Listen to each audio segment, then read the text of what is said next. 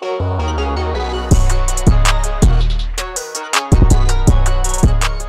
up guys, welcome back to another video. Today we're gonna go over this Trippy freeze frame transition. This is how the transition looks.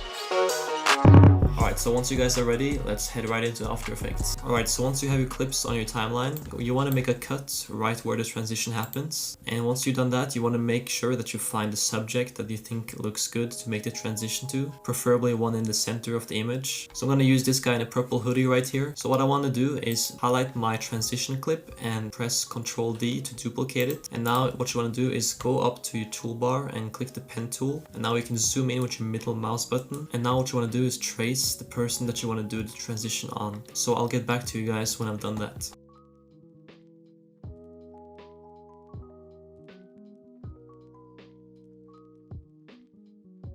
Once you've traced your person, you want to right click on the duplicated clip on your timeline and find time, and then make sure you click freeze frame. So now this one on the top is going to be still. So now you have to decide how fast you want this transition to happen, and I'm going to choose somewhere around like 12 or 13 frames. So just go start from the beginning of the clip and press the page down button on your keyboard and go that many frames that you want.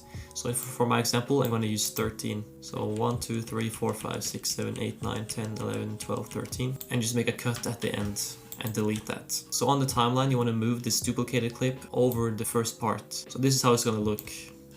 So now what you want to do is add the mosaic under stylize in After Effects and then drag that onto your freeze frame. Now this is how it's going to look in the beginning. So what you want to do is go to the beginning and make keyframes on the horizontal and vertical blocks.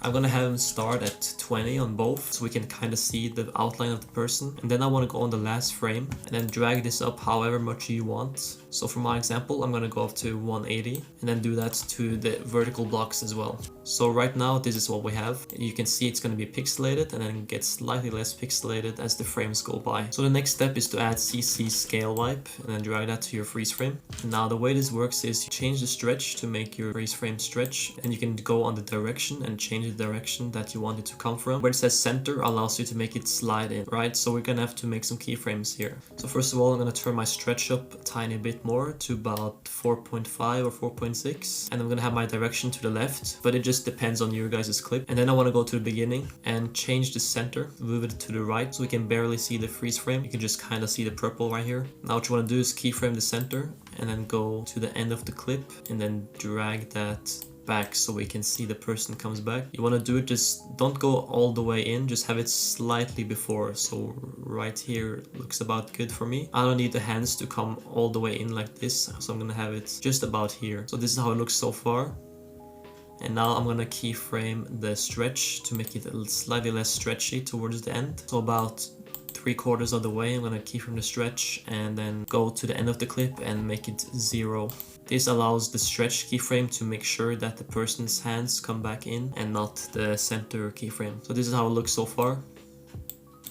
Now I'm gonna add some lumetri color to my freeze frame because I want it almost completely white at the start. So I'm gonna go to basic correction and keyframe exposure and turn it up to 7, which is the max. And on the lumetri color, I'm gonna make this keyframe start like a few frames in, and then a few more frames it's gonna go back down to 0.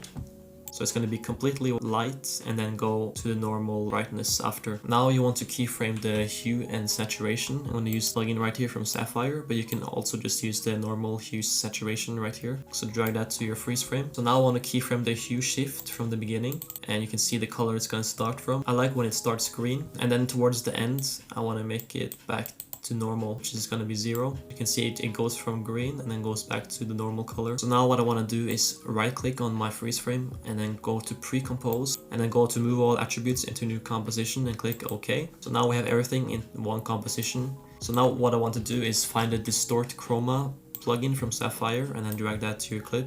So I'm going to go about halfway and then keyframe the amount from 1, go to the end of the clip and turn it back down a tiny bit above 0. I don't want it to go all the way down to 0 because I want the effect to last just all the way towards the end. So I'm gonna have mine at about 0.5. So now it goes from this mess down to almost 0, which looks like this. Now what you wanna do, which is very important, you wanna mess with the blur lens. You wanna crank the blur lens up quite a bit. In the beginning, you can see you want it to be kind of blobby. So I'm gonna have mine at about 370. I'm also gonna keyframe the rotate warp direction in the beginning. So I'm gonna have it to about 195 in the beginning. You can see how this looks.